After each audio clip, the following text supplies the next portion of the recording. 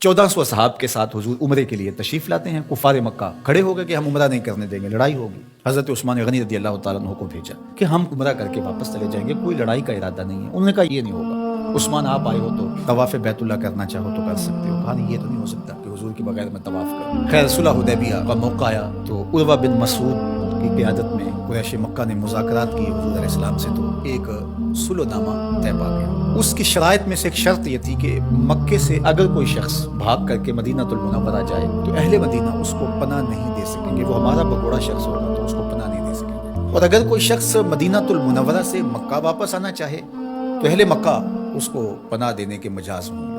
تو حضرت عمر رضی اللہ تعالیٰ عنہ اس شرط پر بہت پریشان ہوئے اور حضرت ابو بکر صدیق رضی اللہ تعالیٰ عنہ سے جا کے بات کی اور کہا کیا ہم حق پہ نہیں ہیں؟ کہا حق پہ ہیں. حضور اللہ کے سچے رسول نہیں ہیں؟ کہا حضور اللہ کے سچے رسول ہیں. تو کہا 1400 کی تعداد معقول ہے، پھر ہم دب کے صلح کیوں کریں؟ صلح کی شرائط برابر کی ہونی چاہیے. اگر کوئی ان کا بھاگ کر کے آ جائے ادھر سے تو وہ ہم پناہ دے سکیں، اور اگر ہمارا جائے تو وہ پناہ دے سکیں، یا پھر وہ بھی نہ دے ہم بھی نہ دیں. تو حضرت ابو بکر رضی اللہ تعالیٰ عنہ نے بغیر کسی تعامل کے ایک بات کہی کہ عمر کیا اس شرط کو حضور قبول کر رہے ہیں؟ تو کہا وہ قبول کر رہے ہیں. تو برجستہ دوسرا جملہ آیا، کہا عمر ہوا رسول اللہ صلی اللہ علیہ وسلم. عمر وہ اللہ کے رسول ہیں. جب وہ قبول کر رہے ہیں تو بات ختم.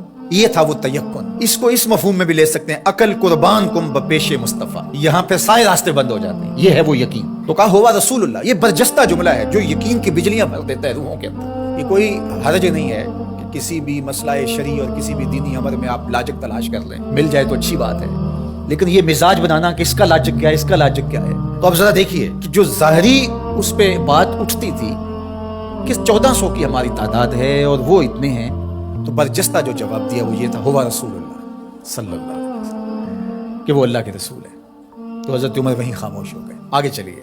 حضور علیہ السلام کا وصال ہوتا ہے. اس سے قبل لشکر اسامہ حضور روانہ کر چکے ہیں. 17-18 سال عمر تھی تو ان کی قیادت کے اندر حضور نے ایک لشکر تیار کیا. تو یہ لشکر بھی جرف کے مقام پہ پہنچا تھا کہ حضور کا وصال ہو گیا. خبر پہنچ گئی تو اب حضرت اسامہ کیسے بڑھ سکتے تھے، واپس آ گئے. تو تدفین کے بعد حضرت سیدنا ابو بکر صدیق رضی اللہ تعالیٰ عنہ جو کہ خلیفہ بنا دیے گئے تھے، انہوں نے جو حکم جاری کیا وہ یہ تھا کہ اسامہ بن زید اپنے ہدف پہ دوبارہ روانہ ہو. تو صحابہ نے کہا کہ بڑے بڑے جنگی ماہرین اس لشکر کے ساتھ ہیں، تو پیچھے سے اگر حملہ ہو گیا تو یہ نقصان کا سبب اور ذریعہ بن سکتا ہے. لہٰذا حکمت یہ ہے کہ اس لشکر کو ابھی کچھ دیر کے لیے روک لیا جائے. تو میں نے یقین کی بات سیدنا صدیق اکبر کے حوالے سے آپ کے سامنے رکھنا شروع کی ہے. تو سنیے کیا جواب آتا ہے.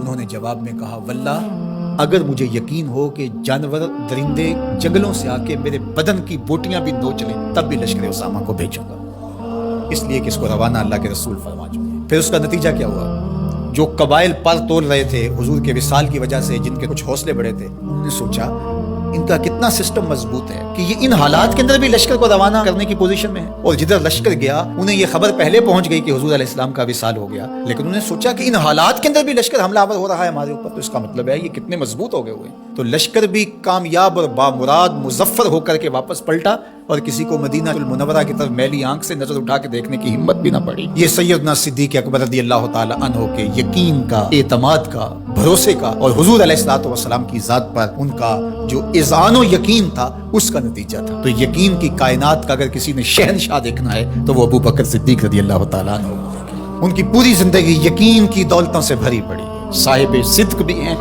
صاحب یقین بھی ہیں. یقین کی جس عظمت پر وہ فائز المرام ہیں، تو ان کی گردے راہ بھی اگر نصیب ہو جائے تو یقین کی دولت نصیب ہوتی ہے.